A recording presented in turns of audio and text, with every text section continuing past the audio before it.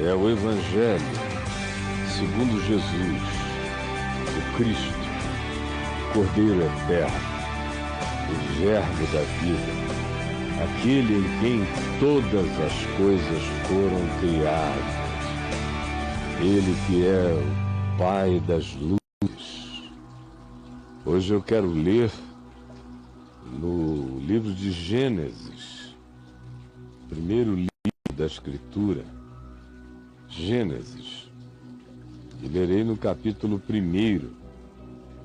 Peço a você que me acompanhe e que não se distraia, para que a palavra não seja roubada do seu coração enquanto você a esteja ouvindo. Então preste atenção. Diz assim: no princípio, criou do nada, arrancou ex nihilo.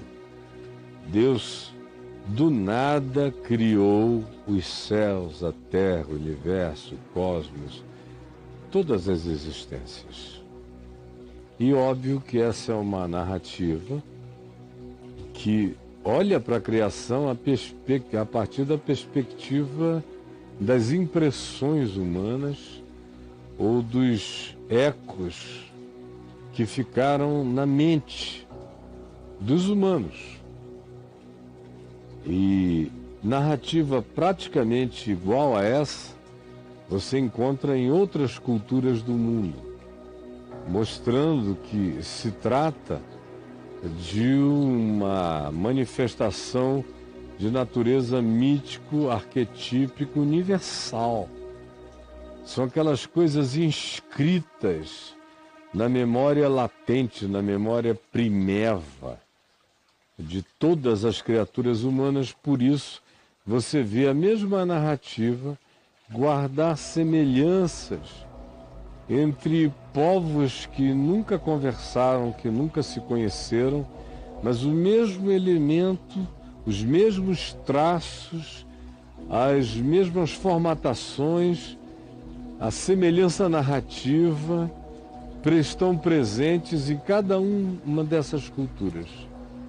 E, por exemplo, precedentemente ao Gênesis, na Mesopotâmia, em toda aquela região antiga de onde procedeu Ur dos Caldeus, de Ur dos Caldeus procedeu Abraão, havia o conto épico de Gilgamesh, que reproduzia, antes de Abraão existir, portanto, antes de qualquer ideia de construção narrativa do livro de Gênesis, essa ideia latejava como pulsão civilizatória naquele ambiente de onde Abraão veio e de onde a escritura judaico-cristã procede. Então, isto dito, eu continuo. Do nada criou Deus os céus e a terra. Do nada. A terra, porém, era sem forma e vazia. E a gente vem do universo, da criação, daquilo que não carregava nenhum material de natureza subatômica ou de qualquer outra que fosse a natureza, ou seja, o nada, nada, nada mesmo. É daí que Deus evoca o que não é. É como a gravidez de Maria. Há um pai invisível na gestão e na gestação daquilo que viria a se manifestar como criação diante de nós, como universo à nossa volta, onde habitamos. Aí, de repente, se vem desse ambiente que transcende a imaginação e a percepção cai no planeta. A terra, porém, era sem forma e vazia.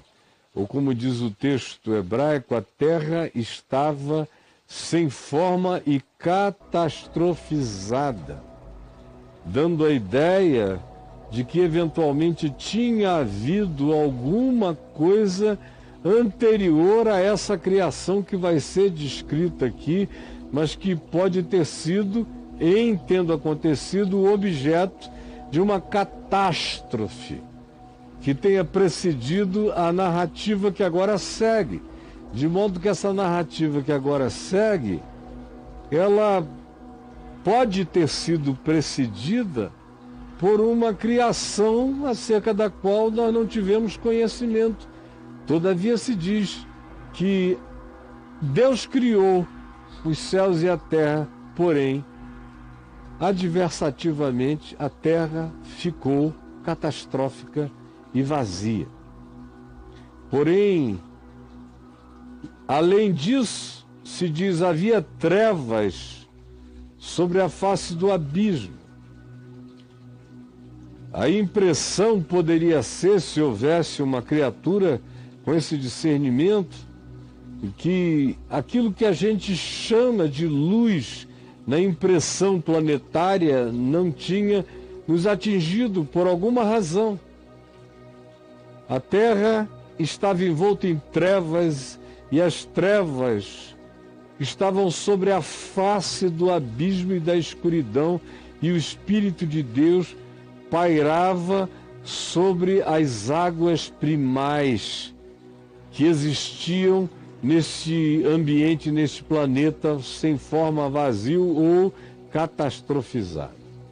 Então, disse Deus, e aqui começa a parte que nos toca da criação e que tem a ver com a nossa impressão planetária, com aquilo que penetrou como eco inapagável no inconsciente humano universal.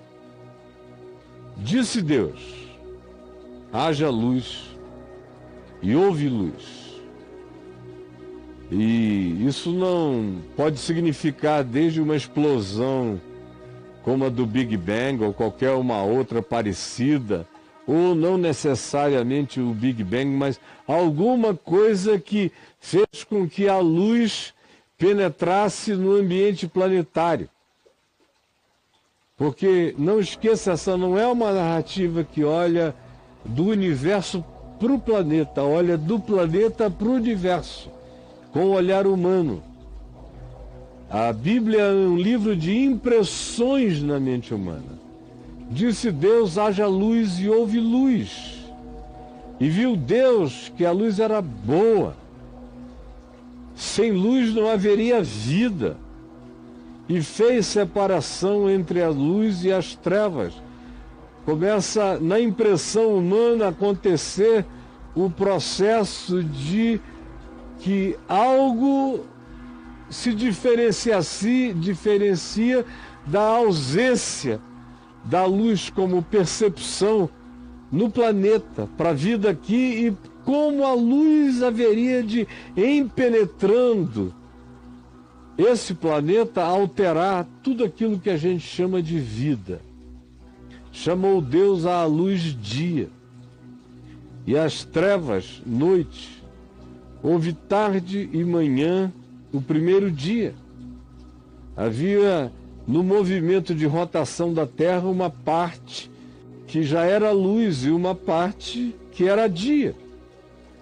E essa luz e esse dia também são descritos aqui com palavras maiúsculas, significando algo maior do que apenas o fenômeno imediato do dia de 24 horas, caracterizando intervalos, espaçamentos, aeões, períodos e eras de luz e períodos e eras de escuridão. E viu Deus que a luz era boa e fez separação entre a luz e as trevas. Chamou Deus a luz dia e as trevas noite. E houve tarde e manhã o primeiro dia. Esses dias do Gênesis são contados a partir da tarde. Entram pela noite e amanhecem numa manhã que só acaba ao meio-dia.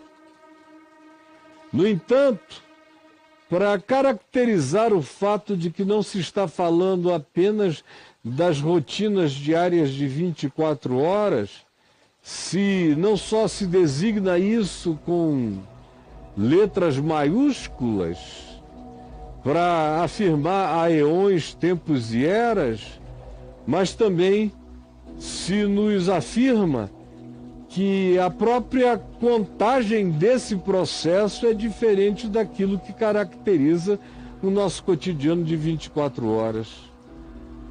E disse Deus: haja firmamento no meio das águas, e separação entre águas e águas. Haja águas para cima e haja águas no subsolo, nos grandes aquíferos planetários.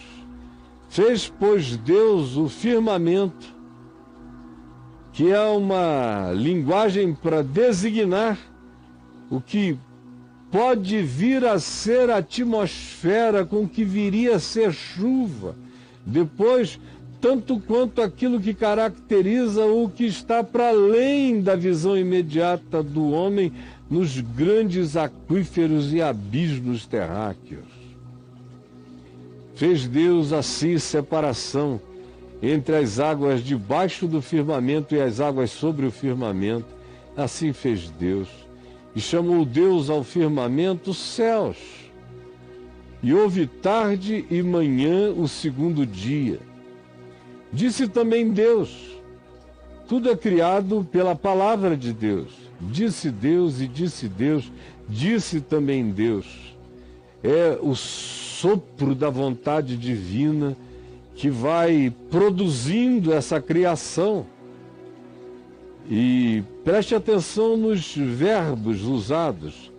Tem aqueles que são de absoluta onipotência, como haja luz, ou tirar do nada, criado coisa alguma. Haja firmamento e aparece um fenômeno num processo longo de tempo que aqui está designado como dia maiúsculo e noite maiúscula, como eras e períodos. Disse, pois, Deus também: ajuntem-se as águas debaixo dos céus num só lugar.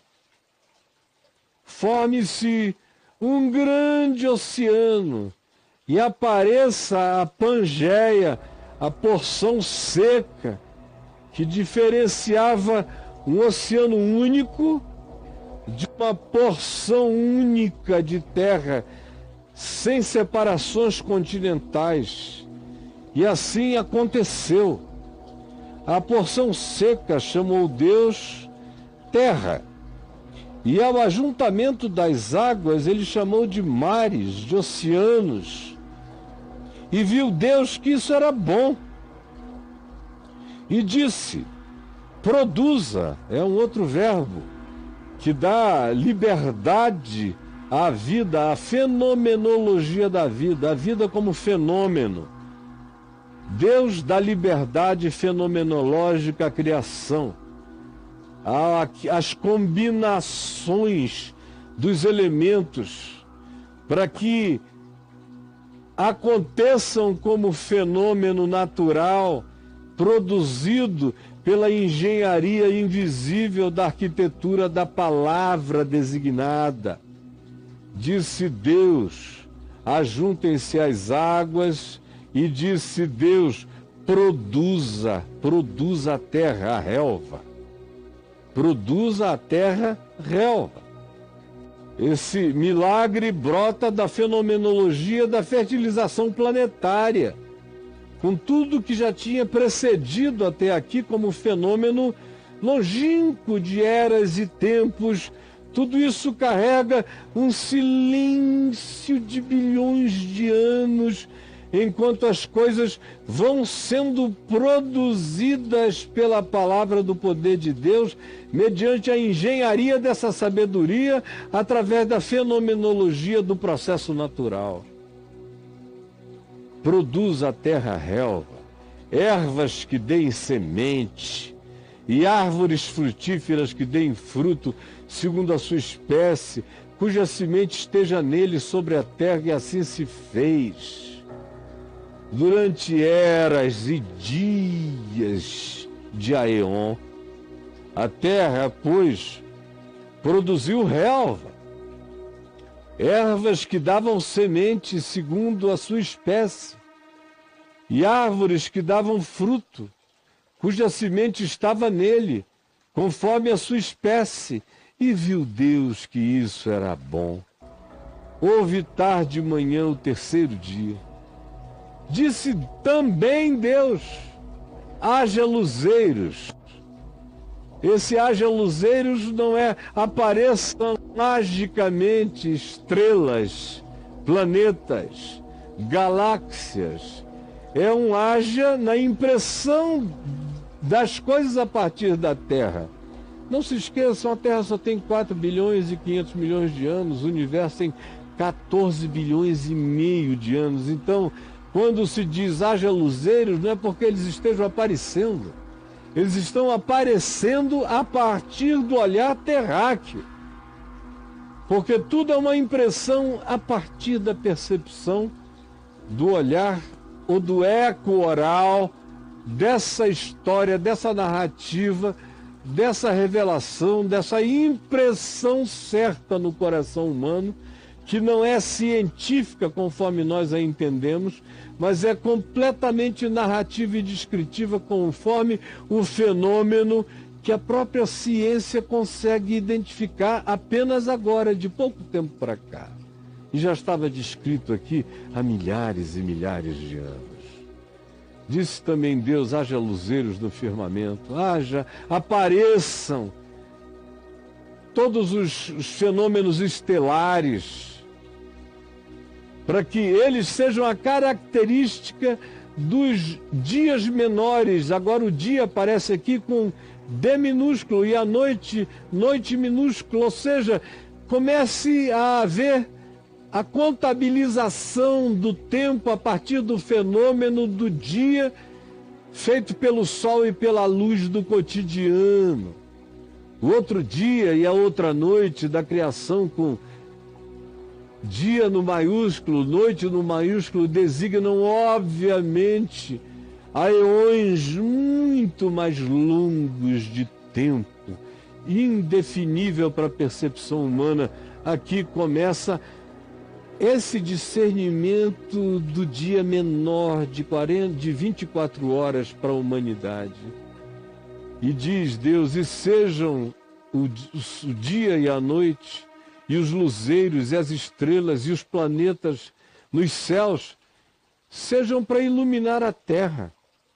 E assim se fez. Fez Deus os 2 grandes luzeiros para a terra. Do ponto de vista do sistema solar, são pequenos.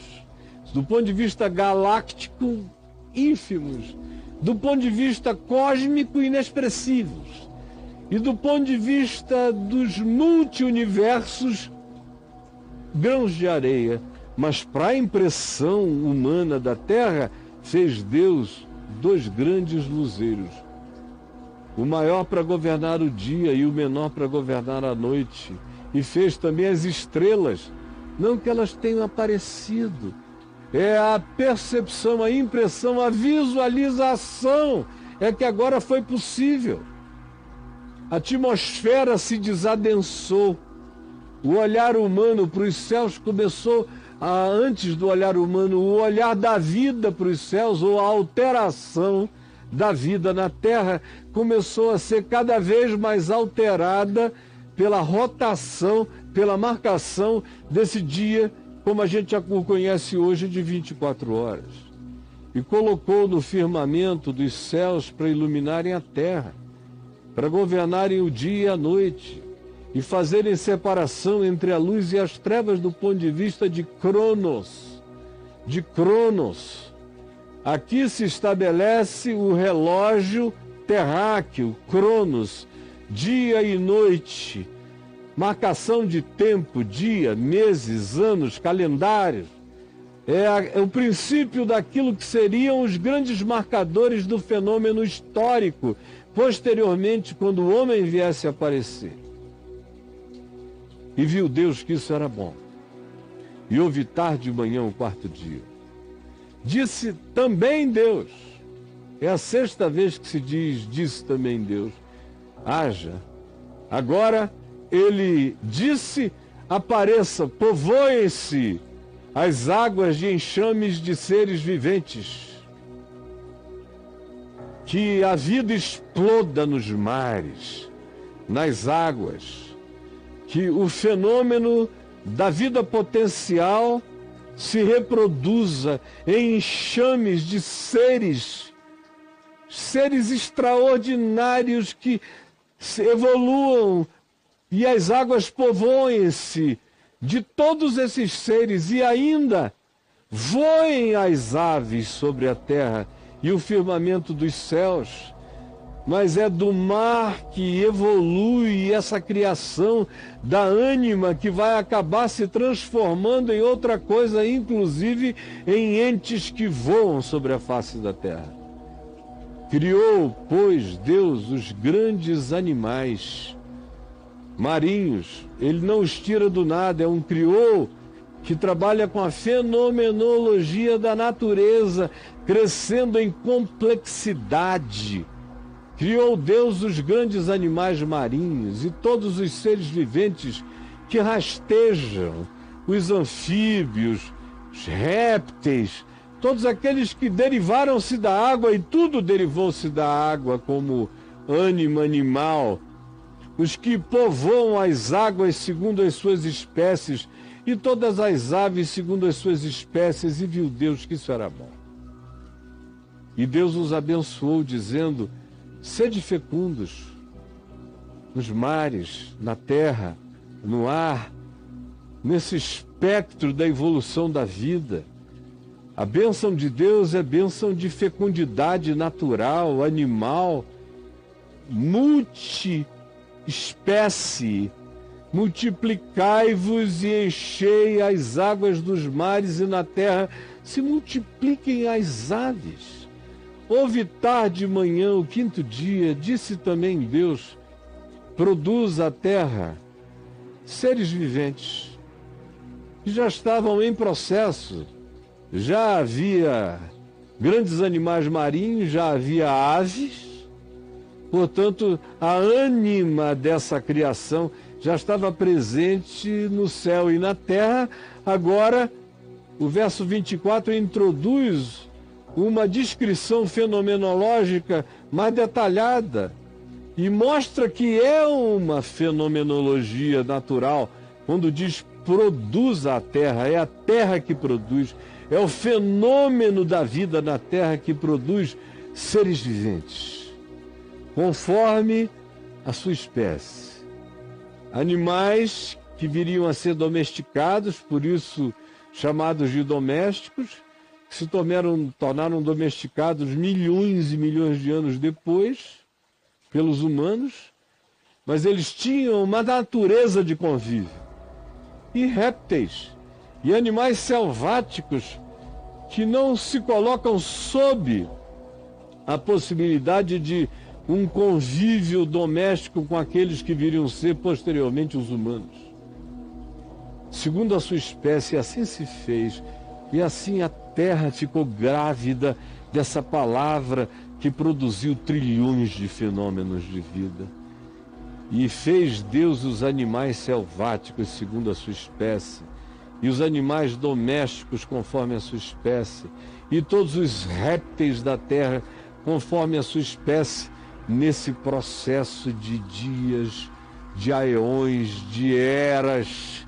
Enquanto havia dias menores de 24 horas, havia eras e eras de evolução da criação. E viu Deus que isso era muito bom, era bom. Também disse Deus, oitava vez, façamos o homem à nossa imagem. E aí há um plural de majestade criadora, façamos.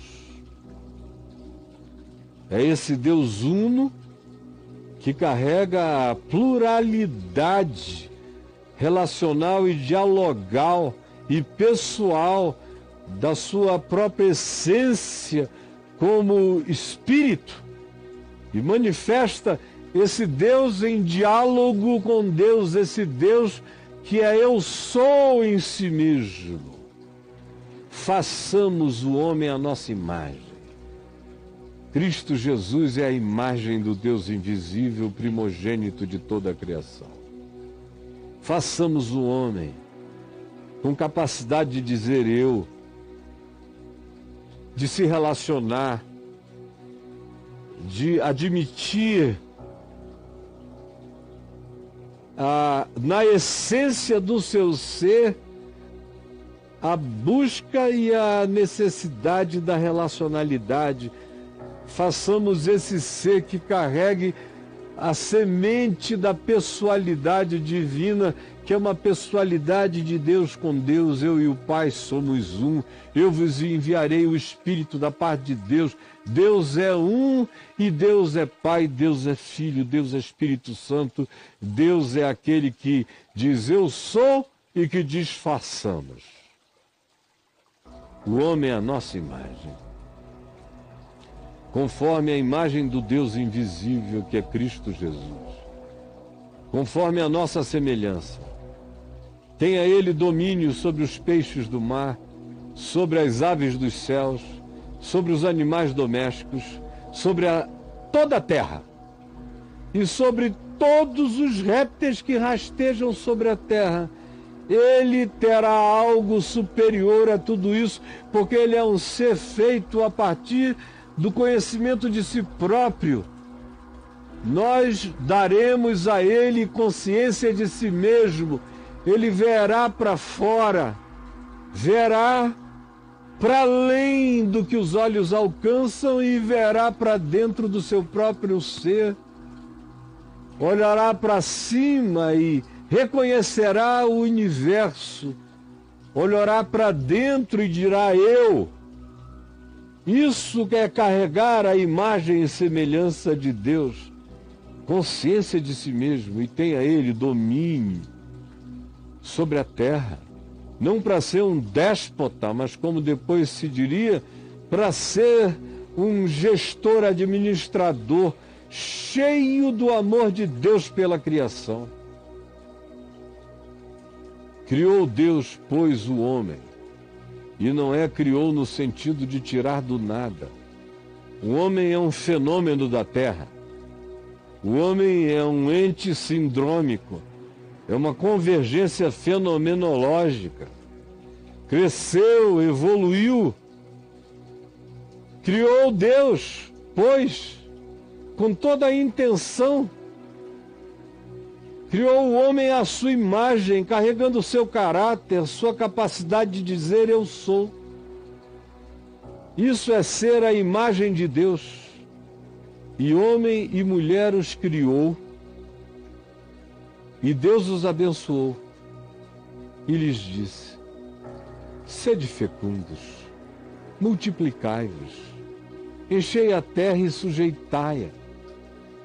Não é abusai dela, é cuidai dela, sujeitai-a, é colocai-a sob um processo cultural, a um mandato civilizatório de convívio entre os homens fecundos e a criação que ele ordenou que fosse fecunda e se multiplicasse. Há um convívio, uma interdependência, não extermínio e dominação perversa. Dominai sobre os peixes do mar, não para destruí-los, sobre as aves dos céus, não para extingui-las, e sobre todo animal que rasteja sobre a terra. E disse Deus ainda: eis que vos tenho dado todas as ervas que dão semente e se acham na superfície de toda a terra, e todas as árvores em que há fruto que dê semente, isso vos será por mantimento. Ou seja, esse homem original, primitivo, é um ente vegano. Ele não começa a existência como carnívoro. Ele não recebe originalmente a permissão para o abatimento da vida animal. Ele é estimulado a viver conforme a antropologia, conforme a paleontologia nos ensinam, o homem primitivo se alimenta dessas coisas que o Gênesis nos diz que lhe seriam para mantimento. E a todos os animais da terra, e a todas as aves dos céus, e a todos os répteis da terra, em que há fôlego de vida, toda a erva verde lhe será para mantimento, e assim se fez. E viu Deus tudo quanto fizera, e eis que era muito bom. E houve tarde e manhã, o primeiro dia. Assim, pois, foram acabados os céus e a terra. O modal terráqueo encontrou o seu ápice e seguiu na sua evolução na direção do ponto ômega já apontado, que é esse homem feito à imagem e semelhança de Deus, que depois haveria de ter em Jesus o Filho do homem, a manifestação do segundo Adão, a manifestação do homem Deus, em quem Deus habita, e o homem habitando em Deus, com consciência absoluta de Deus, existindo em Deus, sendo em Deus, procedendo de Deus, com conhecimento de si mesmo e com ascendência que apazigua ventos, ondas, mares, cura doentes, multiplica pães, altera a natureza atômica, tudo aquilo que em Jesus a gente vê se manifestando na linguagem narrativa e poética dos evangelho como milagres, mas que carregam toda a fenomenologia que somente agora, de um século e pouco para cá, a nossa ciência foi começando a destrinchar. Assim, surgiram, foram criados os céus e a terra e todo o seu exército, que é uma linguagem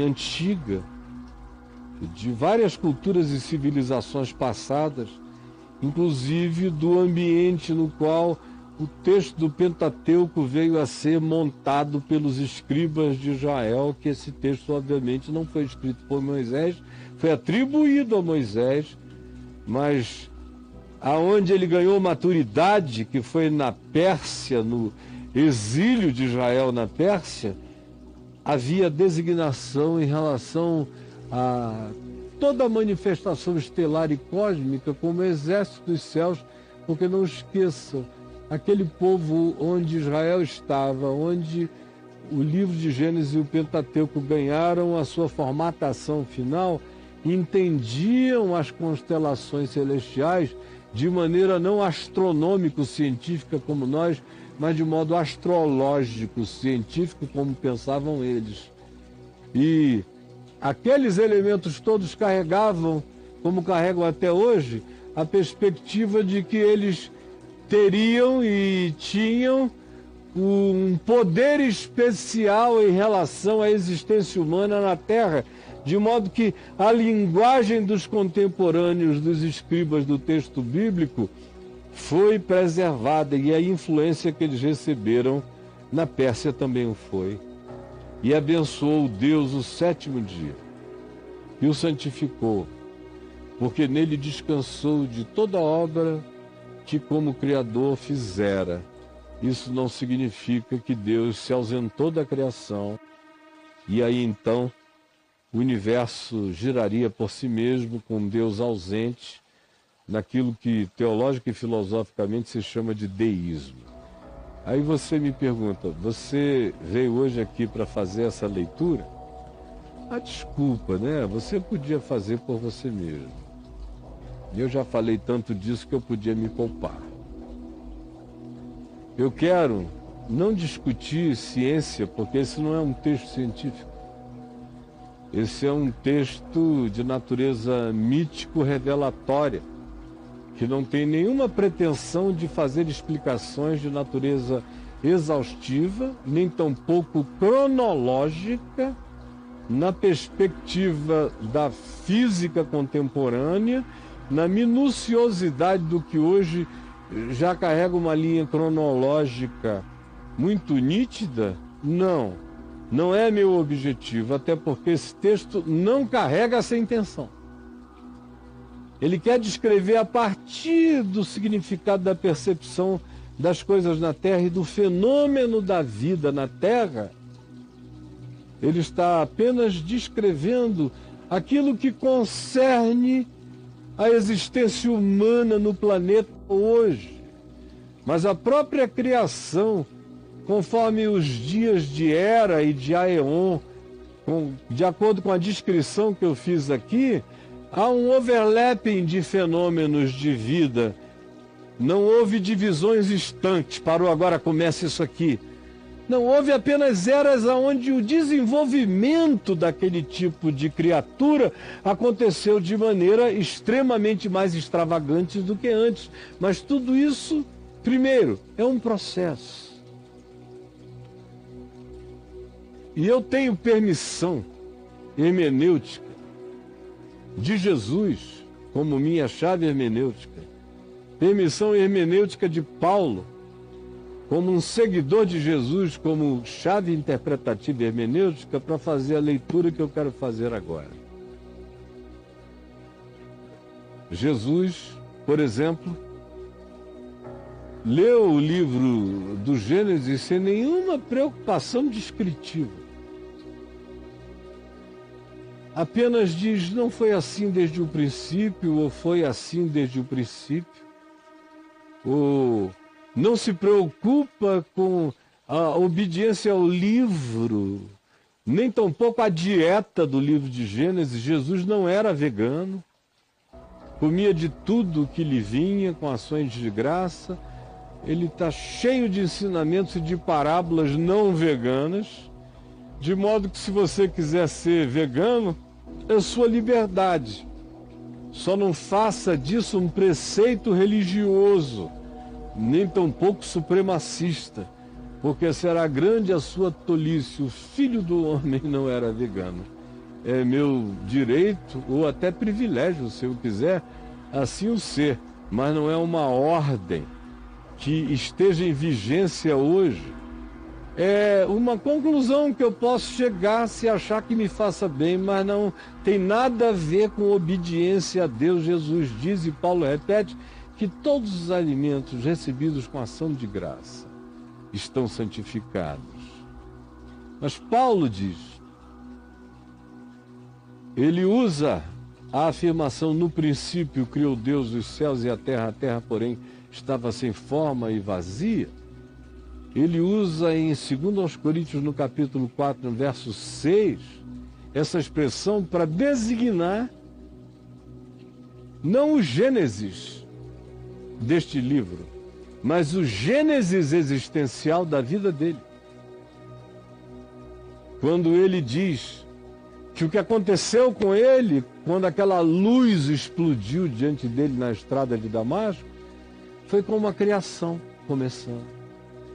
De trevas resplandeceu luz. E ele diz, para a iluminação do conhecimento da glória de Deus na face de Cristo. Ele pega a narrativa do Gênesis e a existencializa e diz, a minha criação aconteceu quando, iluminado por uma luz celestial, eu vi Deus em Cristo, então eu virei homem. Uma nova criação, uma nova criatura, um regênesis.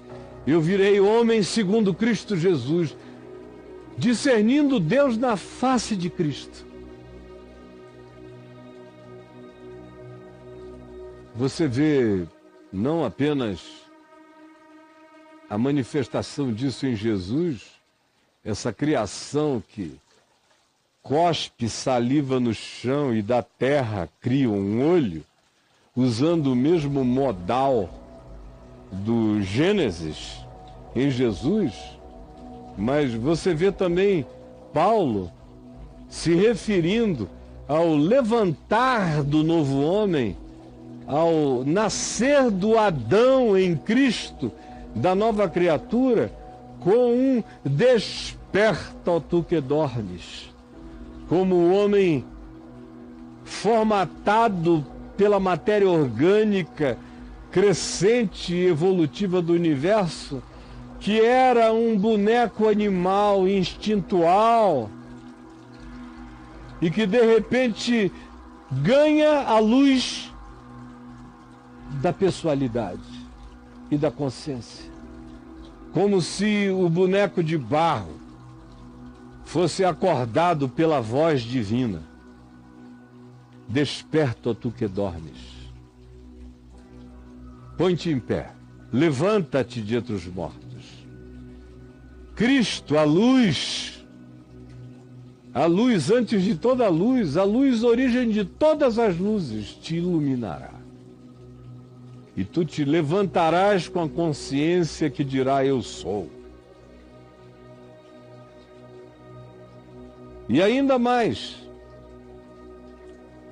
o que se vê aqui é que a naturalidade dos processos divinos tem a ver não com a subteza de milagres, ou com a subteza de instantaneidades, embora Deus haja também por meio de subtezas e de instantaneidades miraculosas, o cotidiano da existência natural, da formação da vida, da evolução da vida, não só da vida universal, mas da existência pessoal de cada um de nós, acontece de modo processual. Tudo em nós é processual. Quando eu era menino, eu pensava como menino, sentia como menino, interpretava como menino. Quando eu cheguei a ser um Adão de olhos abertos, iluminado por Cristo, as coisas de menino passaram. E eu me levantei, não apenas com instintualidades mamíferas, mas agora com a pessoalidade de Deus plantada em mim como uma consciência que proposital e deliberadamente se volta para Deus buscando luz e se tornar semelhante ao segundo Adão, ao Adão definitivo, que de acordo com Paulo é Cristo Jesus, o nosso Senhor. Isso tudo acontece em processo. Eu me levanto, eu abro os olhos, mas a vida, assim como a criação inteira, acontece em processo, em evolução, em produção, em aparecimentos, aonde a soberania de Deus opera no fenômeno espontâneo da natureza, da existência, da vida, das conjunções da história. Assim também o crescimento da percepção em mim vai de dia em dia, de época em época, de era em era. A minha consciência não nasce pronta, ela se desenvolve, nem tampouco eu sou um ser que apareço acabado. Eu sou apenas chamado à vida para entrar num processo semelhante ao da criação, que é um processo completamente de evolução, de desenvolvimento. E esse é o chamado: desenvolver a consciência, desenvolver a salvação, desenvolver a maturidade. Tudo no Evangelho tem a ver com crescer, andar, desenvolver, seguir, aprender, internalizar. Tudo carrega o mesmo espírito. E o objetivo é que a plenitude de Deus, o façamos o homem à nossa imagem, conforme a nossa semelhança, esse poder plural de diálogo em si consigo mesmo, que é uma transferência de Deus para nós. Eu sou um ente em que tudo que eu faço dizendo façamos. Porque eu nunca fiz nada sozinho, eu faço em diálogo comigo, eu faço em diálogo com Deus, eu faço em diálogo com os outros. Eu existo num estado de síntese de pluralidade. Essa é a minha complexidade, segundo a narrativa do Gênesis e conforme a descoberta de qualquer psicologia humana. façamos o homem. E o extraordinário é que ele vai criando, e em momento algum se diz que Deus disse, e então viu Deus que isso era o máximo, que isso é excelente. Deus é satisfeito com o que é bom. Não há nenhum tipo de extravagância divina. Deus está satisfeito com aquilo que é bom, com os processos que conduzem às conclusões boas. Conforme Jesus tinha dito, aprendei de mim, porque eu sou manso e humilde de coração. O Deus que cria é manso e humilde de coração. Ele não é luciferiano. Não é um Deus narcisista. Não é um Deus à procura de um grande espetáculo, embora aquilo que ele chame bom seja espetaculoso. Na perspectiva de Deus, o espetáculo de tudo é que tudo seja simplesmente bom para mim. O que cria satisfação em Deus é o que é bom. Não é o que é estrondosamente espetaculoso. Isso faz sentido com todo o Espírito de Cristo, com a discrição de Jesus, com a sobriedade simples de Jesus, com a atitude de Jesus em todas as coisas, com a despreocupação de Jesus de fazer os fenômenos conhecidos nos detalhes. Ele apenas diz, é bom, vai, segue.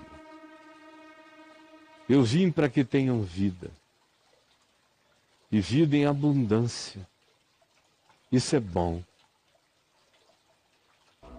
Eu vim para que a satisfação humana aconteça a partir da simplicidade que se alegra na bondade simples.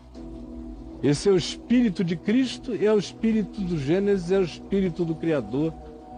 Eu e o Pai somos um.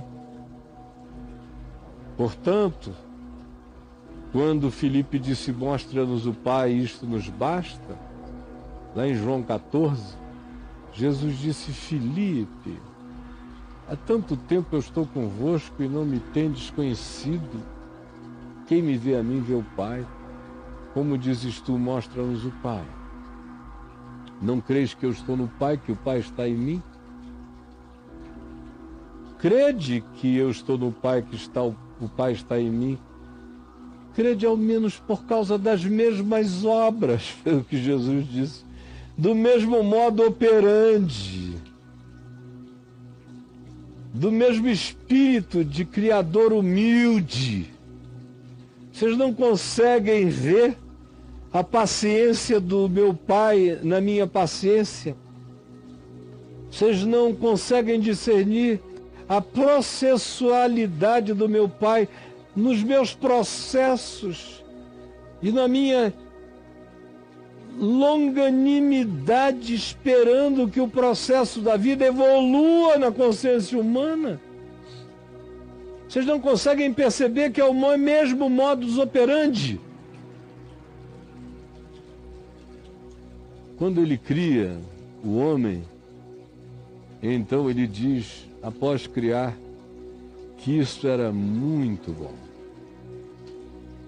Ele olhou para o conjunto da obra e falou, é muito bom, é lindo, é maravilhoso. Carrega a perfeição, não do perfeccionismo, mas carrega a perfeição da bondade evolutiva, que caminha de glória em glória, no segundo espírito do Evangelho, de vida em vida, de consciência em consciência, de percepção em percepção, de fé em fé, como tudo mais no Evangelho. Vamos sendo transformados segundo a imagem de Jesus, é processo. Desenvolver a vossa salvação com temor e tremor é processo. O modus operandi da criação é o modus operandi de Jesus e de todo o processo redentivo na história. E viu Deus que isso era bom. E descansou no 7º dia, não porque ele estivesse exausto, mas é apenas uma manifestação para dizer que deve e precisa haver na consciência e na mente humana esse momento de dizer: está bom, é satisfatório, promove a vida e isto basta. Aprendamos a viver contentes em toda e qualquer situação. O que a gente tem aqui é, antes de qualquer contentamento, a manifestação do contentamento divino com a vida. Deus contente com a vida. Não porque seja uma existência em estado de perfeição. O próprio processo natural implica em viver, em morrer, em crescer, em desaparecer, em fazer coisa melhor surgir, continuar. E tudo isso é bom. Eu chamo isso de bom na minha vida. Eu não quero mais ser menino. Eu não tenho saudade de nenhuma fase da minha vida.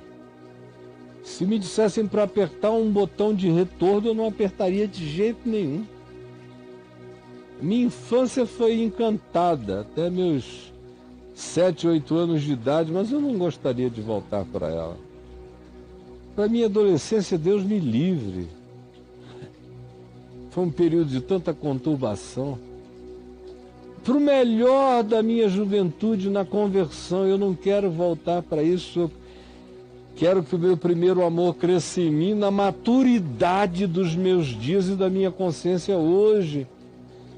Eu venho sendo formado de um ente animal, de um boneco de carne, de um mamífero apenas instintual, até ir me tornando um ser chamado, despertado, ativado pela voz de Deus com a consciência que reflete a consciência do meu Criador, que diz: eu sou, e me deu o mesmo poder de me reconhecer como vivendo, percebendo o que existe e me percebendo como um ser existente e me percebendo como um ser que está aqui para manifestar seu significado pela alegria de viver nesta criação extraordinariamente maravilhosa que o endiabramento humano está fazendo desaparecer dia a dia e gradualmente. Você está aqui? Tem muita gente que chegou aqui pensando que a vida é feita de instantes miraculosos. A existência e a vida crescem no fenômeno paulatino, de coisas que aparecem, de coisas que se ajuntam, de coisas que se produzem. Vai de fenômeno em fenômeno. O homem acaba como síntese suprema na Terra desse fenômeno divino e que fica maravilhoso apenas e tão somente quando reflete o caráter, a imagem e semelhança do Espírito de Deus, da consciência de Deus e do contentamento de Deus por ter sido criado. Tem gente que me entendeu até aqui e está amando. E tem gente que está bufando. Os que estão amando são os que veem que essa descrição faz sentido com o todo da existência.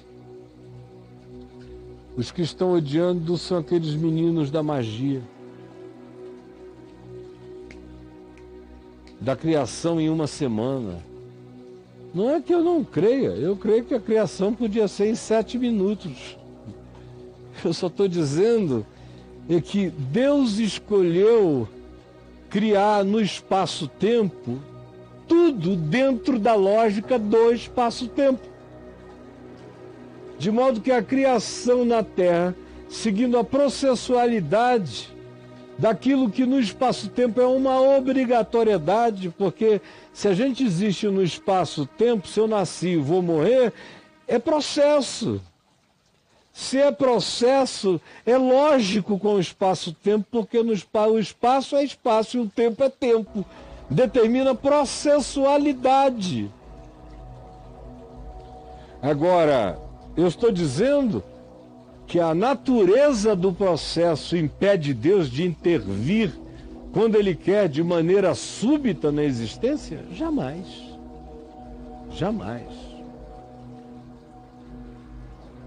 Em Jesus você tanto vê aquelas curas processuais, como você vê as curas instantâneas. Como você vê as curas que acontecem logo depois, ele diz: continua o processo para que não te aconteça coisa pior. Ou dá logo de comida à menina, porque ela tinha morrido de inanição. Eu a ressuscitei, mas não brinquem com a natureza nem com a criação. Ela é processo a ser respeitado. Ele liberta um que quer ir com ele, ele diz: não, você está precisando de reintegração relacional, você tem que voltar para a sua família, você tem que conviver com os seus façanos, com aqueles com quem você vai trocar, e a sua identidade vai ganhar a complexidade madura de um adulto que até hoje só teve a companhia de demônios, como foi o caso do Gadareno no Evangelho. E tudo mais. Por isso eu lhes digo que Jesus é a chave hermenêutica, porque como quer que você olhe, de qualquer ângulo que você olhe, tudo que você chame de realidade tem em Jesus a sua manifestação de verdade, e tem em Jesus a lógica do Pai, a lógica do Criador,